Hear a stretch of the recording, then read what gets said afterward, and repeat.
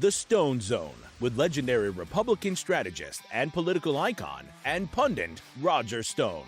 Stone has served as a senior campaign aide to 3 Republican presidents. He is a New York Times best-selling author and a longtime friend and advisor of President Donald Trump. As an outspoken libertarian, Stone has appeared on thousands of broadcasts, spoken at countless venues, and lectured before the prestigious Oxford Political Union and the Cambridge Union Society. Due to his 4+ decades in the political and cultural arena, Stone has become a pop culture icon. And now, here's your host, Roger Stone.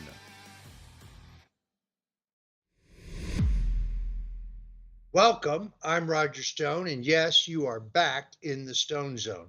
We have a great show for you today. Justin Goodman joins us from the White Coast Waste Project.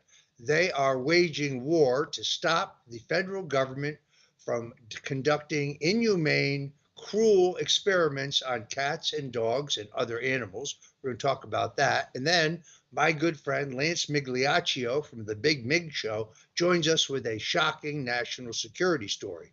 Here to help me break all of this down is my co-host, the editor-in-chief and publisher of Slingshot.News, Troy Smith. Roger, it's always an honor to be back with you in the Stone Zone. You're looking well, my friend. It's good to be back. Feel great.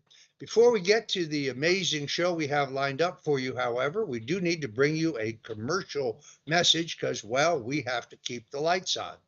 See, now that Anthony Fauci'a has been pardoned and RFK just got out of committee 14-13, he's going to HHS to tell most Americans what we already knew about the pandemic.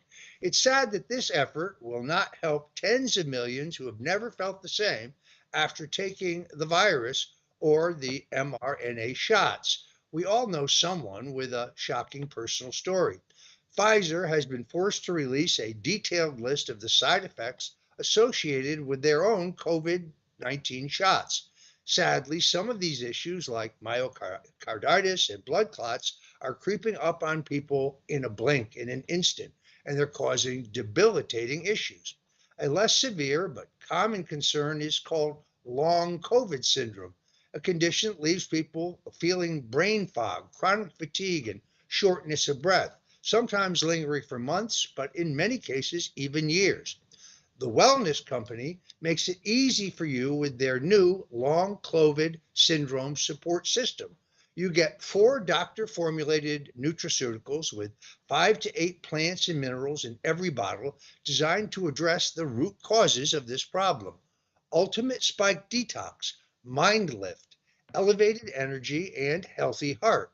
Now, Dr. Peter McCullough, someone I respect enormously, recommends a durable recovery through holistic health. So you can explore targeted solutions like their long COVID syndrome support, brought to you by the Wellness Company. Right now, you can save $40 on this bundle of vital nutrients and supplements, and get an additional $23 off simply by going to twchealth/rstone and remembering to use the code rstone. So that's an additional $23 off plus free shipping. Do it now, do it for your family, do it for your health, and do it for your future. Thank you. All right, Troy, let me bring in our next guest. Justin Goodman is a senior vice president and for advocacy and public policy at the White Coast Waste Project, and he is someone I've enjoyed working with. Justin Goodman joins us now. Thanks for having me, guys. Justin, it's great to be back with you. You were on my 77 WABC radio show. I must tell you, we got more comments and more good feedback from that show than perhaps any guest we've had since the inception of the show, with the exception of President Donald Trump himself. I have to say off the top that I worked with the White Coast Waste Project on a pro bono basis during the Trump presidency, the first Trump presidency, and it was one of the most satisfying things that I've ever done in my career in American politics. My family, my wife and I, we're dog lovers, we're cat lovers, and I was shocked when I learned how much the federal government was spending on these inhumane, unscientific, useless medical experiments on innocent dogs and cats. We, with the help of President Trump, your project was extraordinarily successful in stopping, for example, the DOD, the DOT, and other government agencies from conducting these inhumane experiments. But then, unfortunately, Joe Biden became president. Things went right back to the way they are. Now, the White Coat Waste Project is back in the fight. You're going to be testifying before Congress next week. You're already scoring victories. This is the most exciting work I want to be involved in going forward. I know Troy's a great animal lover as well. Tell us what's going on and the victories you have already scored, not to mention what's coming up. Yeah, thank you, Roger. We're so grateful for your support over the years. I think a lot of people don't realize that there was historic progress made under the first Trump administration to end wasteful taxpayer-funded animal experimentation. And you were key in scoring some of those victories. Two that come to mind immediately are, number one, we stopped dog and cat testing at the Department of Veterans Affairs, and you were an outspoken advocate on that from day one. And as you mentioned, the Biden administration tried to resume cat testing after you helped us stop it, and we were able to stop them.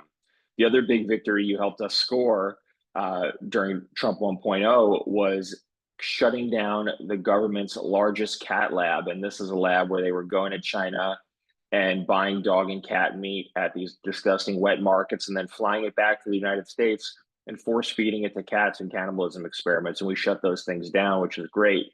And of course, everyone remembers in April 2020, when White Coat Waste Project exposed Fauci's funding for the Wuhan lab, President Trump went on TV a couple of days later and cut those experiments. He cut that grant. And it's important to note that the experiments that likely caused COVID at the Wuhan laboratory, this gain of function research, those are animal experiments. They were taking these bats from the wild, bringing them into the lab, taking coronaviruses from them, and then souping them up and putting them in humanized mice. So that's kind of the worst case scenario for this government funded animal testing. Obviously, it's incredibly wasteful. It's incredibly cruel, but it could cause a pandemic that kills millions of people. And that's exactly what happened in Wuhan, thanks to funding from Fauci and USAID. But I'm thrilled, as you mentioned, this week on Thursday, I'm going to be testifying in front of the House Oversight Committee, the Subcommittee on Government Innovation. Our friend Congresswoman Nancy Mace, the chairwoman of the committee, is holding the first hearing of this Congress for her subcommittee, and I am one of the witnesses to discuss the wastefulness and cruelty of these experiments and give recommendations for how we can move forward and continue to make progress to cut this waste, fraud, and abuse in the federal government. And we do have a plan for President Trump. We have a 4-point plan, obviously, Roger, because you helped us roll it out a couple of weeks ago. It's defund all the dog and cat labs, cut funding for labs in China. There's still dozens of labs in China getting taxpayer dollars. Reinstate Trump's EPA animal testing phase-out plan and abolish Fauci's division of NIH, which might fund more animal testing than any other division of the government. So we're excited. There's a lot of folks going into government. RFK Jr. is a supporter of ours, NIH nominee Jay Bhattacharya, FDA nominee Marty Makary. The First family obviously have been some big supporters of ours. Donald Trump Jr. helped us expose ongoing dog testing funded by taxpayers in China recently. So we're very optimistic that we're going to continue the good work that we started under Trump 1.0 and make more progress for animals and taxpayers. Folks, if you're just tuning in, we're talking to Justin Goodman. For more than 15 years, Justin has run high-profile winning grassroots and lobbying campaigns to expose and end the wasteful and cruel taxpayer-funded experiments on dogs, cats, primates, and other animals. We are honored to have him with us today, and we're honored to be great supporters of the important work of the White Coat Waste Project. He's going to see a lot of him on our show. In fact, I just asked him to come back on 77 WABC this coming weekend, where he's going to join Congresswoman Nicole Maliotokis, another strong supporter of this effort to end the cruelty against animals by the federal government. Troy, I'm going to throw the ball to you. Do you have questions for Justin? Absolutely, sir. Your work is so inspiring, and I think there's so many people out there that love animals and hate to see what's going on.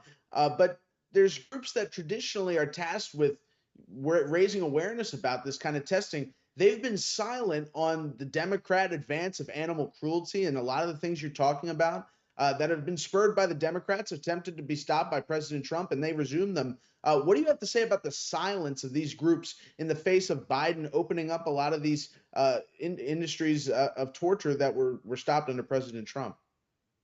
Yeah, that's a great question, Troy. Obviously at its core, this is a nonpartisan issue. Unfortunately, the big establishment groups that have been around for a long time, the PETAs of the world, they lean far left, and they've criticized President Trump. PETA, has been saying that President Trump did nothing to get animals out of laboratories.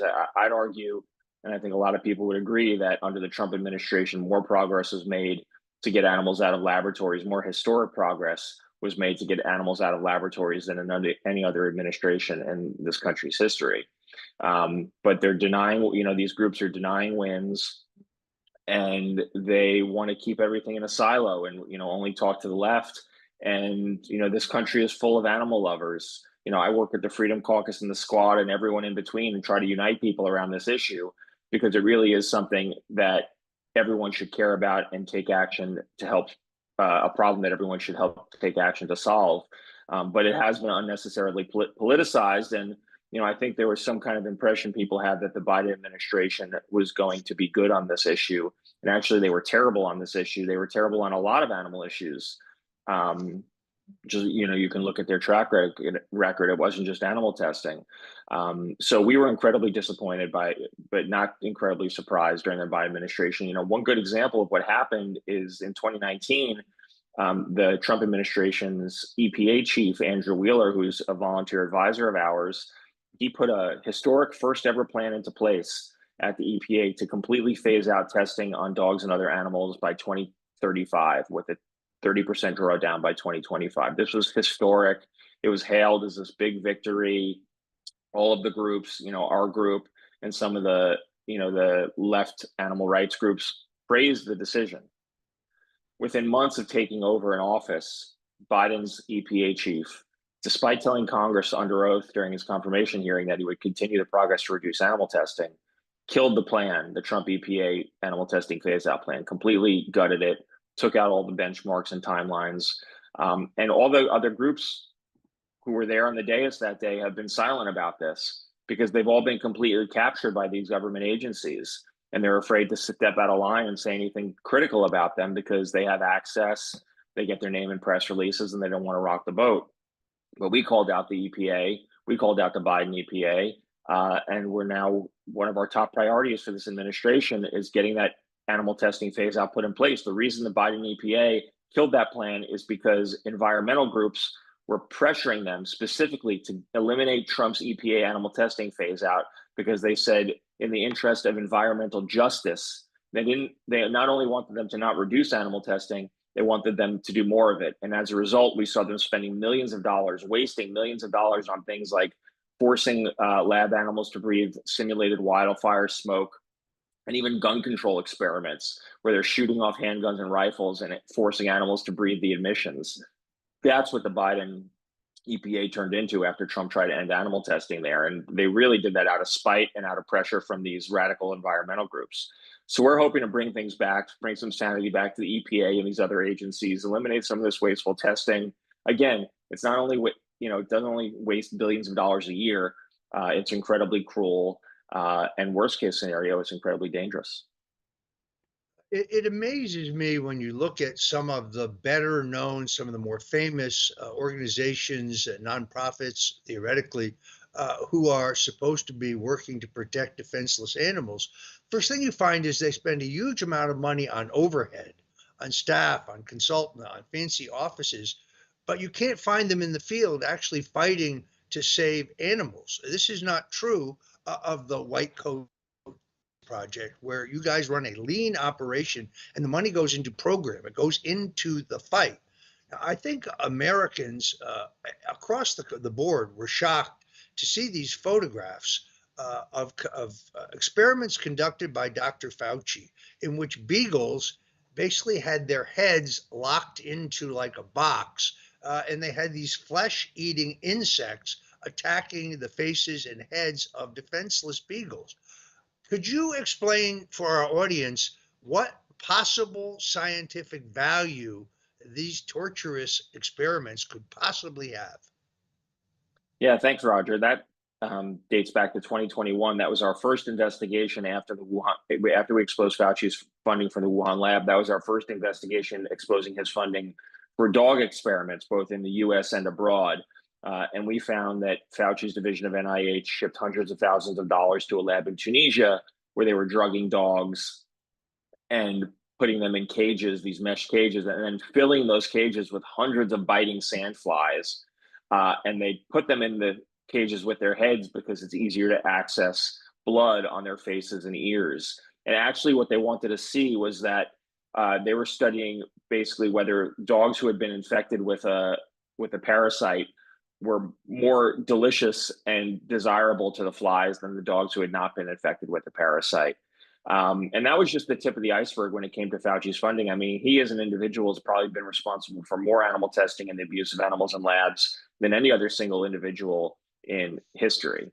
In terms of the length of time he spent at the NIH, almost 40 years, and the amount of money he was spending on animal testing. His division of NIH has a $6.5 billion budget, and a majority of that money is being spent on animal experiments. And we also exposed testing where beagle puppies were having their vocal cords cut out so they couldn't bark in the laboratory and being force-fed pesticides and drugs and other things.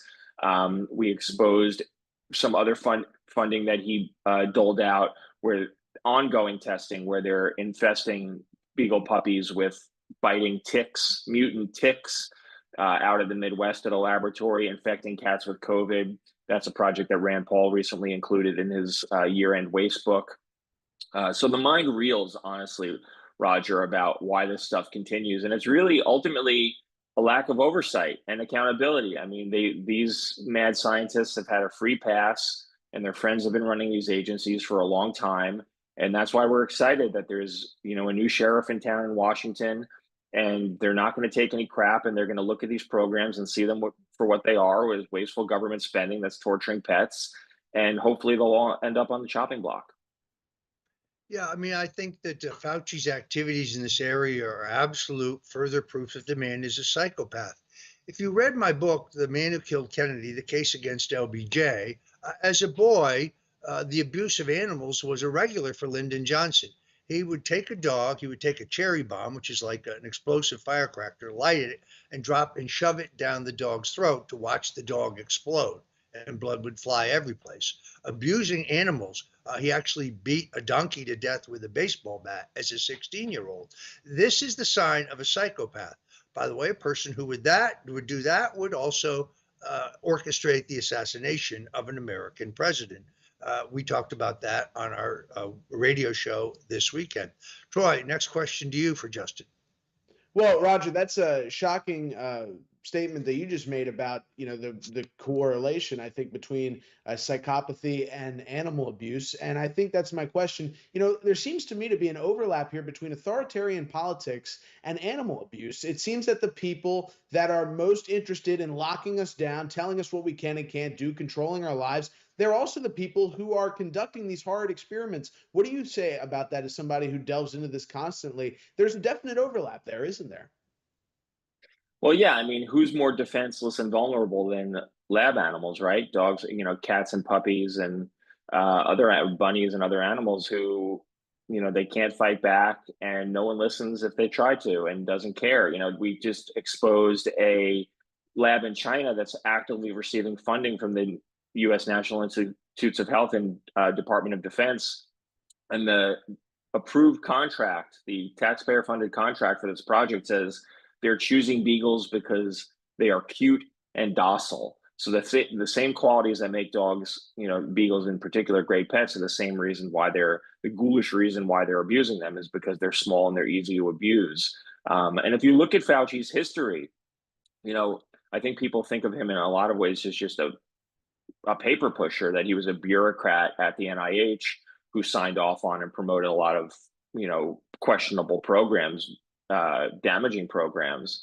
But he was personally involved in animal experimentation for many decades, until the very day that he left the NIH. He was still receiving funding and was the lead experimenter on projects where they were infecting female monkeys with an HIV-like virus. And back in the 80s, he was personally infecting chimpanzees with HIV, trying to give them AIDS. That ended up being a big failure. Also, we still don't have an AIDS vaccine, half a century later. But this guy's evil. This guy tortured animals with his own hands and signed off on billions of tax dollars every single year to allow other people to do it also. And then let's remember it. He lied about it under oath repeatedly to Rand Paul, to other members of Congress in congressional hearings, where he was asked whether he funded gain of function in Wuhan, which he repeatedly denied. Obviously, he did. We got the receipts for that. And he said he never used his personal email for NIH business. Again, this is a felony. That's perjury. And then we found emails where he was talking to a reporter at the Washington Post who was helping him cover up the Beagle abuse scandal in Tunisia. And he writes to her, "Contact me on my personal Gmail to discuss this further." This guy's a monster to animals. He's a liar. He's an unindicted felon. Unfortunately, he has been pardoned, but there are other ways we can hold him accountable. We can abolish the division that he built at the NIH and make sure that these sick programs that he signed off on and set into motion are ended also, and leave the government with him. And we can get him in front of congressional hearings, and he won't be able to plead the fifth anymore. And maybe we can get some answers for what really happened in Wuhan and elsewhere. So, I think that he's not going to get off scot-free. Rand Paul and other people are already saying they're going to continue to hold him accountable. We're urging the Trump administration to audit and dismantle the division he built at the NIH. And, I think there's a lot of other creative ways that Congress and the administration could take action to hold him accountable and make sure that that type of thing doesn't happen again. Yeah, it particularly galls me that under current federal law, Fauci and his wife are allowed to make literally millions of dollars out of the vaccines that he promoted and tried to mandate on the American people. So as far as his security detail is concerned, I was very happy to see the president cancel federal funding and supply of his security detail, and Fauci can pay for his own security. One of the problems that Troy and I have talked about extensively here is that no one will be held accountable in the DC judicial system. There are no non-biased, non-political, honest judges in DC, and a fair, reasonable, unbiased jury cannot be had. So I suggest, since Dr. Fauci has been pardoned, that House Speaker Johnson hold field hearings around the country. Now, under the terms of the pardon, Fauci cannot refuse to testify. He cannot plead the fifth. And if he perjures himself, well, he can be prosecuted not in DC, but in the jurisdiction in which he lies. We are going to have to get creative here to hold these people accountable, but it absolutely must be done. Folks, if you love animals, don't waste your money on the Humane Society and these other organizations who spend a fortune on overhead but don't actually fight for the animals. Tell folks how they can support the important work you're doing at the White Coat Waste Project. Thanks, Roger. Yeah, we are a nonprofit. We rely on the generosity and support of just everyday Americans across the country. We don't take federal funding. We didn't take COVID bailouts. We don't believe that that's the government's role, and we walk the walk and talk the talk. So yeah, we do rely on the generosity and compassion of people across the country. So please visit whitecoatwaste.org, and then at Whitecoat on all the social media platforms. You can see what we're up to, get minute-to-minute updates on our campaigns, see what's latest and greatest from the front lines of our effort to get the government out of the animal testing business. Another significant milestone for White Coat Waste Project is that Elon Musk has begun following you. This is really terrific. And he actually had a post about this issue. Tell us about that. Yeah, so back in 2023, we've been following the money from the federal government to Wuhan since early 2020, before there was a pandemic declared. We were looking at taxpayer funding from the NIH and other agencies going to the Wuhan laboratory. And in 2023, we obtained documents showing that the suspected patient zero, a guy named Ben Hu, who's an animal experimenter at the Wuhan lab, we received contract documents through a FOIA lawsuit showing that Ben Hu, suspected patient zero for COVID, worked at the Wuhan lab. And not only that, that he was being funded by USAID and Fauci's division of the NIH. So this draws a direct line from NIH and USAID to the Wuhan laboratory to patient zero. He was specifically receiving money from USAID and the NIH for gain-of-function experiments with bat coronaviruses, the very experiments that the CIA announced a couple of weeks ago and the FBI and Department of Energy already believed caused COVID. We knew our taxpayer dollars were funding that. And then we got the receipts showing that the suspected patient zero worked in that laboratory and that he was receiving cash from the USAID and the National Institutes of Health. So that's what Elon and others, our posts about that kind of went viral this weekend, got a second life, as it were, which was great. A lot of people paying attention to our work to find, expose, and defund animal experiments around the world, in this case, Wuhan, but also shedding light on what USAID is up to around the world. Obviously, they've ended up under the microscope during the first few weeks of the Trump administration. And I'd argue one of the worst things they did was sending money to the Wuhan lab for these experiments that likely caused COVID and killed 20 million people and cost trillions of dollars in economic damage to the US. But unfortunately, the government hasn't learned this lesson. And we're still sending, NIH is still sending tax dollars to 26 different animal laboratories in China, including some that are controlled by the Communist Party and linked to the China's People Liberation Army. And we just got documents showing that they're using 300 dogs a week in these taxpayer-funded laboratories on U.S. taxpayer-funded contracts where they're injecting and force-feeding these beagle puppies, 300 of them a week, experimental drugs, and then restraining them in restraint devices so they can't move while they're being experimented on. And, you know, this is low-hanging fruit as far as I'm concerned for the Trump administration. Donald Trump set things in motion when he cut the funding for the Wuhan lab back in 2020, and he can finish what he started by defunding the rest of the animal labs in China that are still receiving our taxpayer dollars. All right, I'm afraid we're going to have to leave it there. Once again, tell folks where they can go to make a generous contribution to your vital work. Thanks again, Roger. Yes, whitecoatwaste.org is our website. You can make a donation there, sign up for our mailing list, and also at Whitecoat Waste on all the social media platforms, and I hope you'll follow. All right, great. So again, Justin, we want to get you back on 77 WABC this weekend because this is a vitally important fight. On behalf of Troy and myself, we want to thank you for coming into the Stone Zone today, and God bless you. And please let us know anything we can do to help further this vital fight to stop the cruel, inhumane experiments on helpless, defenseless animals by our federal government. God bless you. Thanks, guys. So now I want to bring in one of the most high-powered guests we've ever had, Lance Migliaccio, not only a good friend, but is a seasoned broadcaster, an investigative journalist. If you don't watch his show, The Big Mig Show, well, then you're really missing out. And he's going to introduce another gentleman who's going to, a fellow named Jordan Goudreau, who's going to expose one of the most shocking national security stories I have ever heard. Lance Migliaccio, I hope you are ready to join the Stone Zone. Hey, Roger Stone, thanks for having me. Obviously, they don't want you and I talking or disclosing a story. Troy, how are you this morning, man? Good to see you, brother. Yeah, you know how that is. Of course, I hope you didn't oversell me, Roger. I feel like I don't want to let anybody down here on the Stone Zone.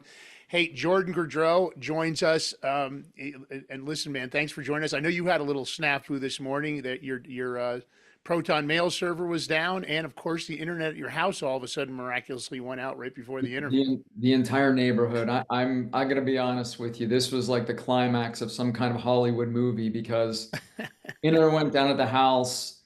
Proton mail server went down. So somebody doesn't want this conversation to take place. Well, let me do a quick intro for you and just give you like the Let me cliff say- notes to get us started. Jordan Goudreau, he's a former U.S. Army Green Beret and founder of Silvercorp USA, which is a private security firm that's his.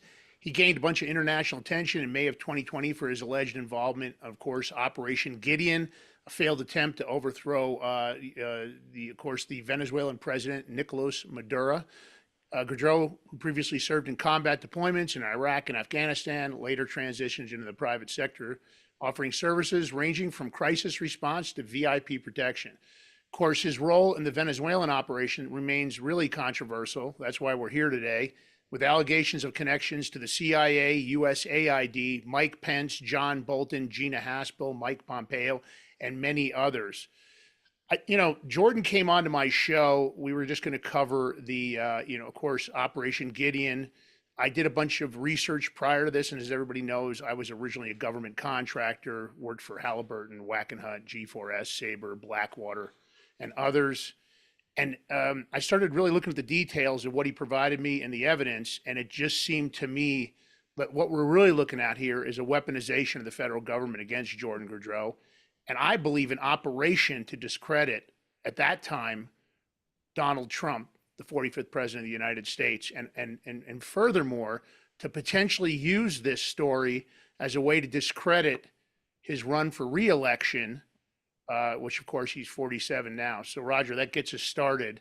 I think we can go right into some of the key takeaways. Jordan, let's talk about very briefly how this started and who reached out to you and kind of the dialogue that got them interested in you performing this operation for them.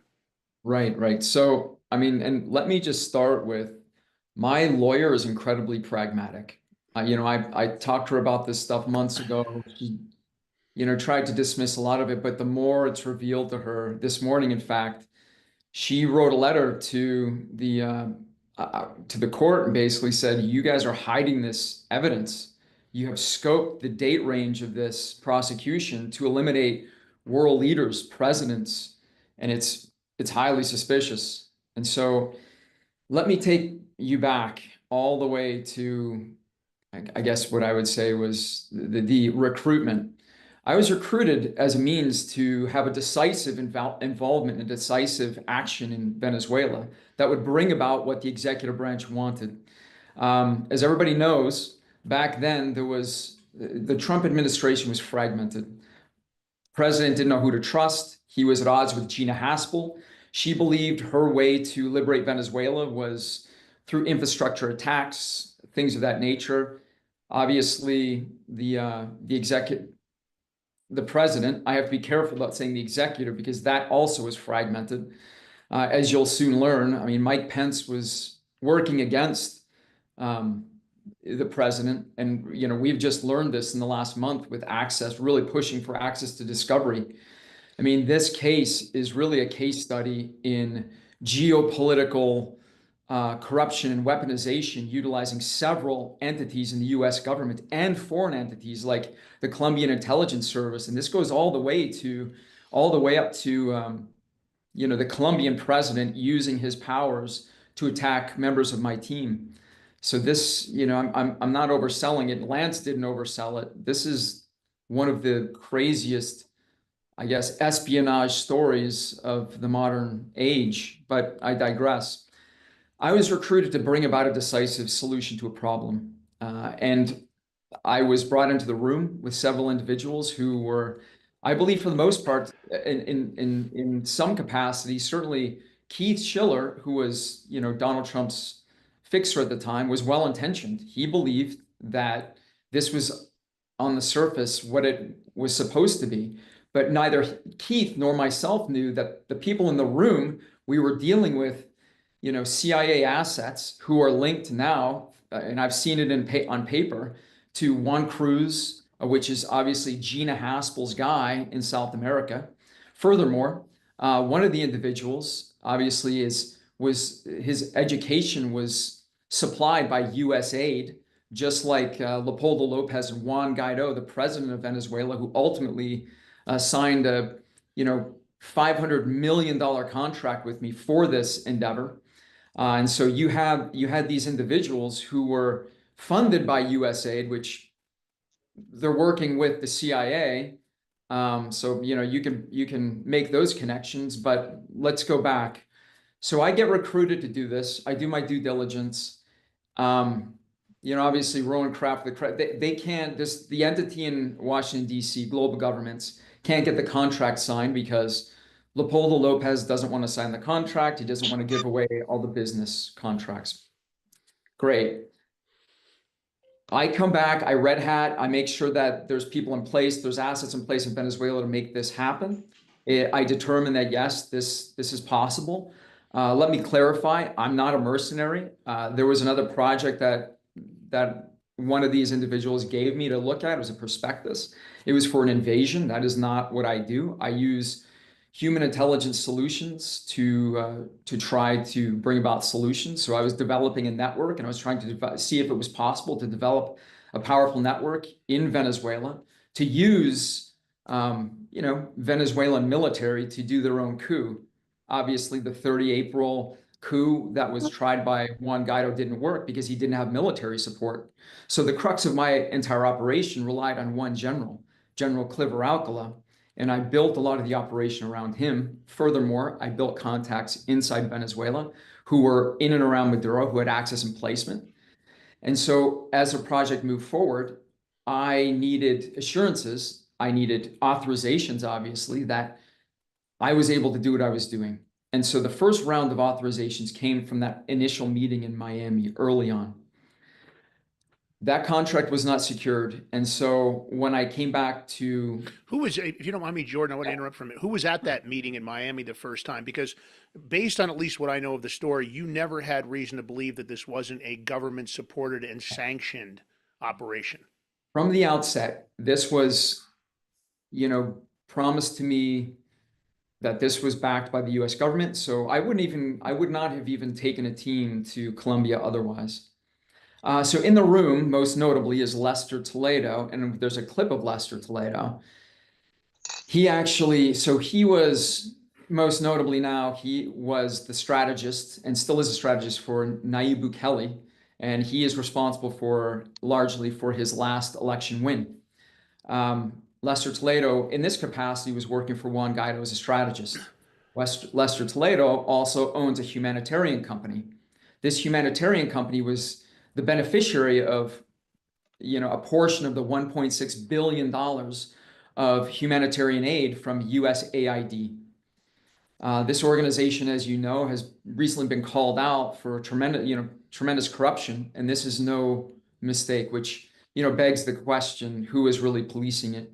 Because the FBI, the portions of my discovery that were limited by the DOJ for a reason, because they contained these individuals, these names. And so it's obvious to my lawyer that these individuals are being protected. Lester Toledo, George Betancourt, Yvonne Duque, these individuals who have direct contact with this US aid organization.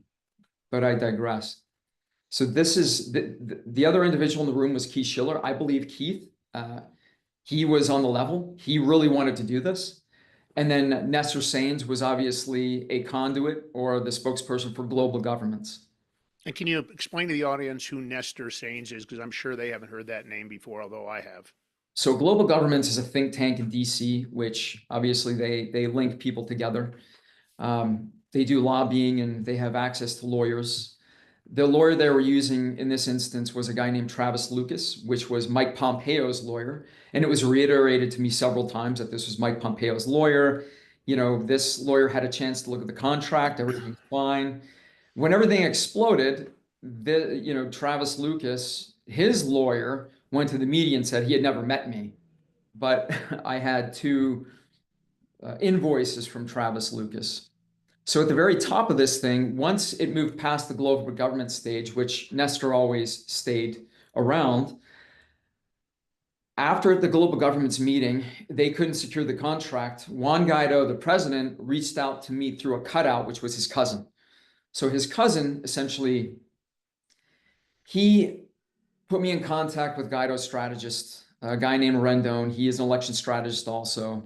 We ended up sitting down and signing a contract. This is where the, you know, the $500 million contract, this is where this came into place. And they engaged me. So I was now in a contract with the Venezuelan president, Juan Guaido, to do this coup, this regime change. Now, it was never talked about how. I think everybody assumed that it was going to be some kind of military special operation. But the reality is, when you saw the fallout of this, it was like you don't use special operations and you don't conduct an invasion with 60 guys in fishing boats. So essentially the spin, which was spearheaded by J.J. Rendon and CIA, kind of, you know, a more nuanced version of Operation Mockingbird, this kind of controlled the media flow. I turned into this crazy lunatic who was just doing this on my own, despite the fact that there were several connections to the U.S. government. Now, the big authorizations came from Mike Pence and his staff. So, you know, Dirty Mike and the boys, I guess, is what I call them. And make that connection for the audience. Would you explain how that Pence is involved directly in this operation? So Mike Pence, he had two guys working for him who denied knowing me. One of these aides, he had an email that he had rewritten. There were 7 iterations. In one email, it said that he had never met me. The second one, he met me one time, you know, so on and so forth. The other individual said they didn't know these guys said they didn't know Mike Pence. They never discussed them, and Mike Pence vice versa. But when it comes to the paper trail and emails, it's all there. And who were those individuals? What were their names? One was Jason Beardsley. The other one was Drew Horn. So they were working in, you know, as aides for Mike Pence. The strange thing is that Jason Beardsley, my lawyer pointed this out. Jason Beardsley, he had a title, a different title, but oddly enough, he was being farmed out to as an aide to Mike Pence in a separate capacity, which was very strange to me. And he has a heavy human intelligence background through the military. You know, let me ask you this, Jordan. There was a time, and of course, since you were on my show with the interview and the research I did, it seemed like they were starting to put pressure on you, and smartly enough, you didn't comply with them. But they wanted to arrange some kind of a meeting with Donald Trump, even though you'd never interacted with him. You had no reason to believe that he was directly involved in this operation. Give me your take on why you think, or what at least your perception was of why they would have wanted, they were so adamant about your meeting with Trump. And the timeline on that, I think it's 2019. Am I right? Right, exactly. Okay. If you could just go into detail on how many times they pushed on you to try to make that meeting happen and who pushed on you. Sure. So yeah, Mike Pence's aides both were, you know, largely Drew Horn. So there was one combined meeting where both individuals were trying to get me to meet with Donald Trump in Mar-a-Lago, and I declined. And to be honest, it was very strange to me because of the operational security knowledge that both of these guys have. It's very strange. Like I was using them in the capacity because they're cutouts. Like I have a guy in my position. Explain to the audience, because they might not understand what a cutout is. I know what it is, and I'm sure Roger and Troy know what it is, but I'd like to hear your definition of it to the audience. It's simply a go-between that provides deniability for the hire. That's it. I mean, this is exactly what I wanted to do. I wanted to provide deniability for hire, which was a certain individual at the time. Now, it became very clear to me in the aftermath that you know, Mike Pence and Juan Cruz and Gina Haspel and the Americans were using this as a means to not give Donald Trump the victory in Venezuela. Because to be perfectly honest, this was a very simple operation. It was a link up. This is not an invasion or incursion. And when you read the media, it's a lot of smoke and mirrors because you can't understand half of what's going on in the media. If you try to understand why I was landing boats, why I was doing it, they can't answer it. Nobody understands why, except for a few people who, like, I guess that's why I'm going on the show. Yeah, and so let's get back onto the photo op. Explain that scenario. Yeah, so ultimately, I think those guys wanted a photo op with, you know, the president, with me shaking his hand. They sabotaged the operation, and next thing you know, there's a picture of me shaking the hand of Donald Trump, and they had enough linkage. I had done some security for his obviously his rallies and, with Keith And Schiller. how did that security for rallies come up? How did they try to get you into that circle? Who did that? When did they do it? The timing on that? And what rally specifically are we talking about? What part of the country? Yeah, it was in Texas. And so to be honest, somebody called me. It was the same, they reached out to me anonymously and got me on. It was the same way I got access to the Venezuela Live Aid concert. It was largely anonymous. I don't remember too well the Trump rally, but it might have been a friend. But to be perfectly honest, it was very strange, the Mike Pence of it all.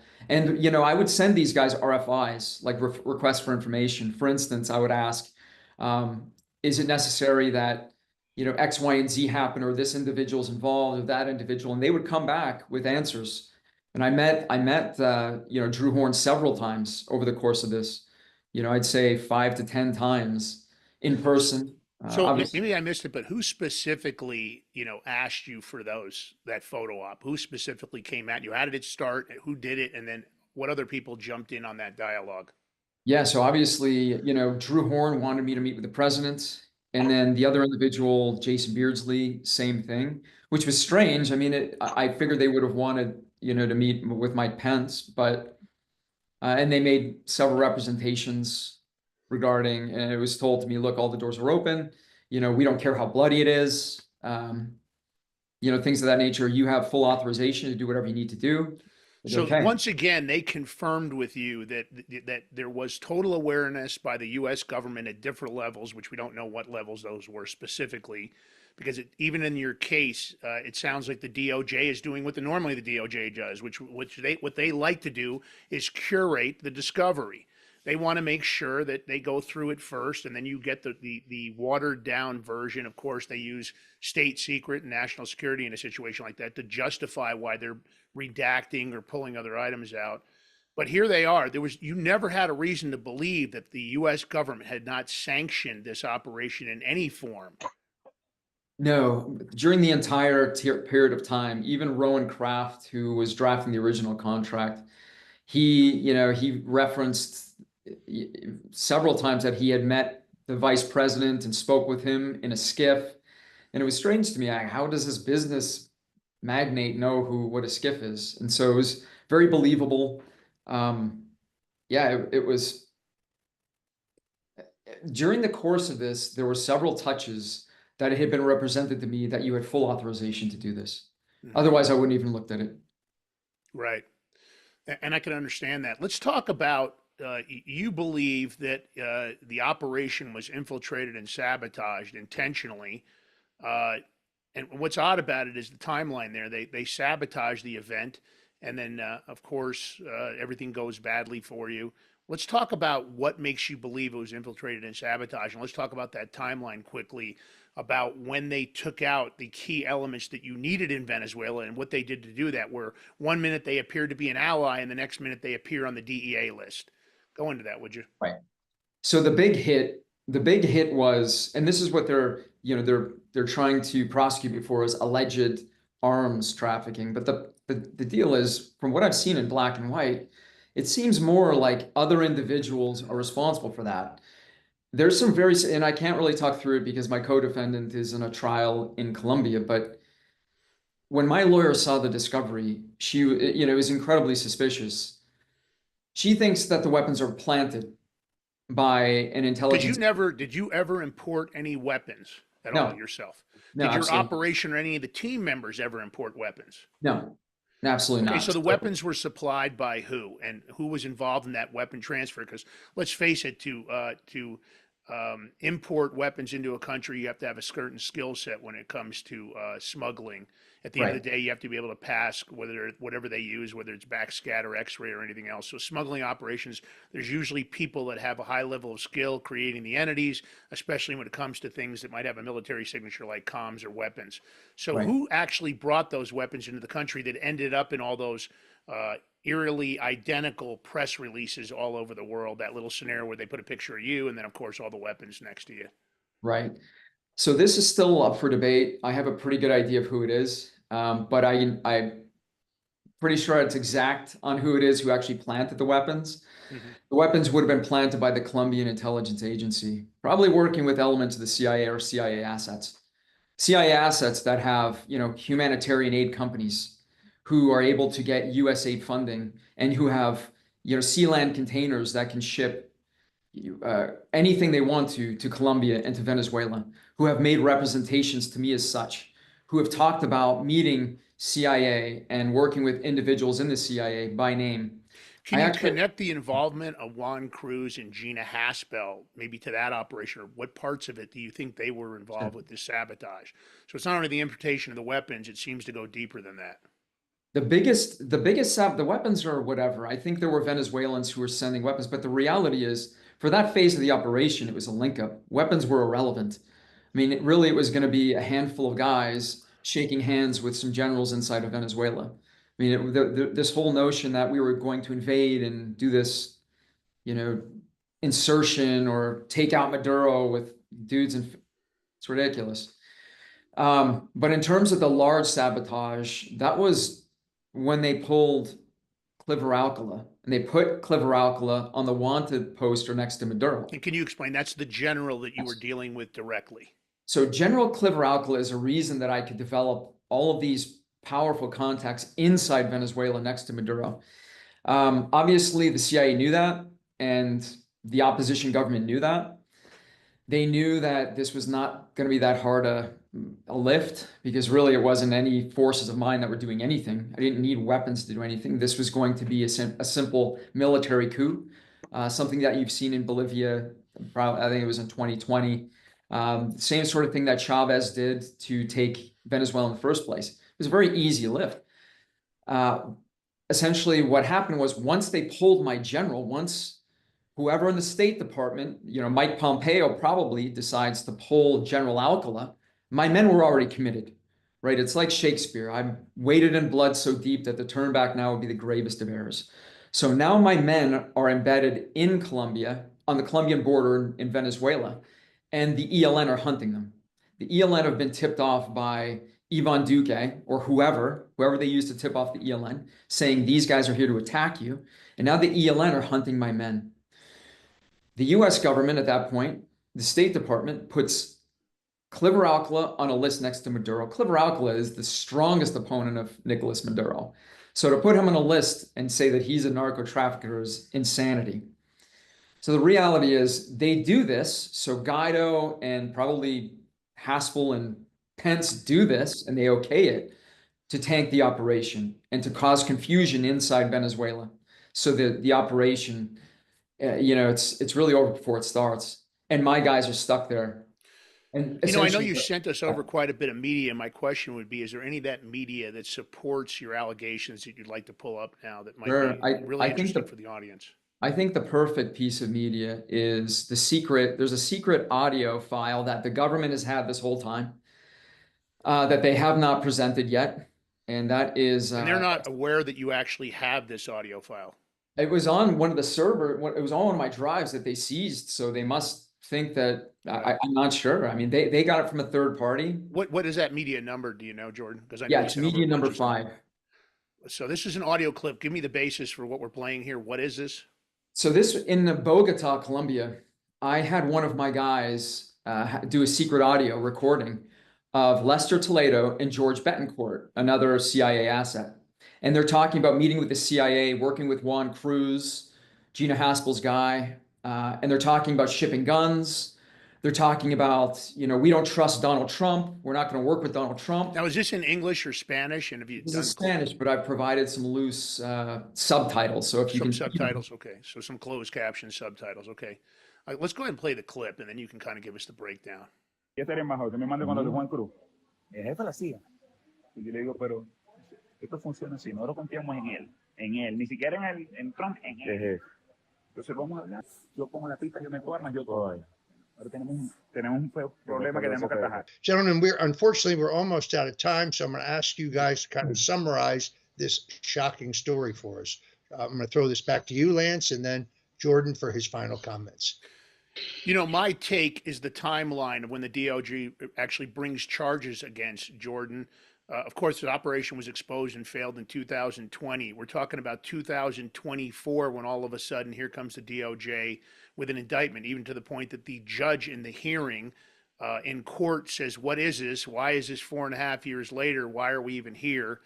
And my take is, or 4 years later, my take is that since the operation and they couldn't get that photo op in the very beginning with Donald Trump, he clearly probably didn't have knowledge of this operation. I believe that the players that are involved, Mike Pompeo, John Bolton, Gina Haspel, and Mike Pence, clearly we know that they have all along wanted to find an operation, including the Russian collusion hoax that they used against you yourself, Roger. They have created and falsified narratives. My take, as being a guy that actually did some contracting work years ago, this is classic. Jordan Goudreau has been created to be the fall guy. They even planned on using it, I believe, when the re-election came around. That's why the DOJ went into overdrive with Jordan, hoping that they could somehow use this to discredit Donald Trump and try to tie him into it, even though I don't believe he had knowledge, although I do believe that the government had full knowledge of this event, at least in the darker circles around Donald Trump, the people that we never trust. I never trust Mike Pompeo. I didn't like Gina Haspel. I didn't like Mike Pence from the very beginning. And I think this reeks of their signature on it. And Jordan, you can take it from there. No, absolutely. I mean, I have all the receipts. I know we have limited time, but I've read it in black and white, and all the names that keep coming up in all of this stuff. It's just going to keep getting crazier and crazier the more discovery I get. This was an obvious attempt to really stop the president from getting a win in Venezuela and to just keep raking in the USAID money. And Roger, to you, I'd like to hear what you think. This is obviously we need more time. This is shocking material you brought to us, Lance. And Jordan, we thank you for your time. Here is my suggestion. Troy Smith has a very popular show on Rumble, also at Worldview Tube. I think a longer explanation and layout of this show, perhaps Troy can host you over on his show, which is really taking off, getting huge number of views. Unfortunately, we today have to head for the exits because we're limited on time. So let me thank our guest today, Lance Migliaccio. If you're not watching the Big Mig Show, you're really missing out. Lance, where can people see your show? Yeah, of course, on Rumble, Locals, those are my home base. As always, I stream to other platforms, but my priority is always Rumble. And Jordan, you are a patriot. We know you're under fire. We want to do anything we possibly can to help you as you reveal the continued misdeeds of the deep state. I want to thank you for being with us today. Thank you, Mr. Stone. Appreciate it. Thank you, guys. I appreciate the time today. All right, Troy, I think we have to wrap this up. This is obviously a huge story, bigger than we can cover in the time that we have. So I would encourage you to get Lance and Jordan over to your great show. Troy, tell people where they can see your show. Roger, thank you very much for the opportunity to plug here. Any social media platform you can find, just type in Slingshot News. You'll see clips of the show. If you want to catch the full show every day, you can see us on Rumble. You can also see us on X every day. I really appreciate it, Roger. It's always an honor to be here. All right. We got to head for the exits here. On behalf of Troy and myself, I want to thank you for joining us today in the Stone Zone. Until tomorrow, God bless you and Godspeed. A man who's gone through hell, but he's kept going, and he's smart and he's strong, and people love him. Not everybody, but people love him and respect him. Roger Stone. Where's Roger Stone?